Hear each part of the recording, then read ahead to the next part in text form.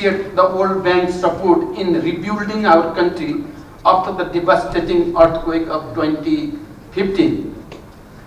We would like to request you to continue the same moving forward. I agree that we have capacity constraint in a new federal contest. Project execution performance is slowing and spending is low. We may need to restructure our policy framework, but policy change cannot take place overnight in a democratic system. That's why you are here to support us with patience to continue our development aspiration, to increase the speed and impact of IDA, and to build a common hope. As our journey is far from complete, we require more resources to sustain and accelerate this process. I am deeply touched by the proposed focus areas of IDA 21, which align perfectly with our core priorities: human capital, environmental sustainability, poverty reduction, energy access, connectivity, and digitalization. Additionally, addressing gender, jobs, fragility, and private investment as key guiding areas of our development is crucial. I believe the IDA 21 policy package embodies a strategic, streamlined, and outcome-oriented approach to international development designed to maximize the impact of investment and support for client country. Distinguished delegates, for least developed countries like Nepal, concessionality is critical.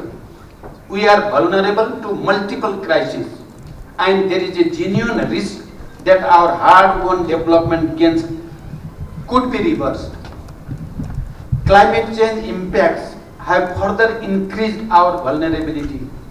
Nepal, despite contributing negligibly to global emissions, is disproportionately affected by the adverse effect of climate change. We are advocating for climate justice to compensate for the loss and damage incurred due to circumstances beyond our control. After having political stability, Nepal is now firmly on the path to economic development, harnessing its untapped potentials. Our strategic location between two of Asia's largest economies, our abundant hydropower resources, thriving tourism and agribusiness sector, and our young hard-working population are our key strengths. However, we have faced significant challenges, including episodes of devastating earthquake, disaster, global pandemic, and global economic headwinds, which had caused substantial output loss and hindered our progress toward economic prosperity. In order to ensure sustainable and resilient growth, we are adopting our homegrown green, resilient, inclusive development approach, prioritizing 10 key transition sectors and action to be accomplished over the next decade. Nepal's development priority and grid approach aligns with the World Bank Evolution Roadmap and Global Challenge programs. IDA's commitment to strengthening country-driven model will empower countries to take ownership of that development agenda, foster inclusive stakeholder engagement, and build robust institutions and systems. It is important to create a more equitable and resilient global development landscape by provisioning a programmatic and approach that allows implementation flexibility to the recipient countries.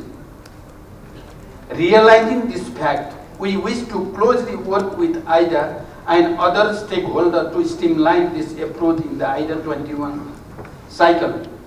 Distinguished delegates, please allow me to recall that advanced economies reaped substantial benefits from the industrial revolution due to the early adoption of mechanized production, access to capital, and ability to invest in infrastructure and innovation.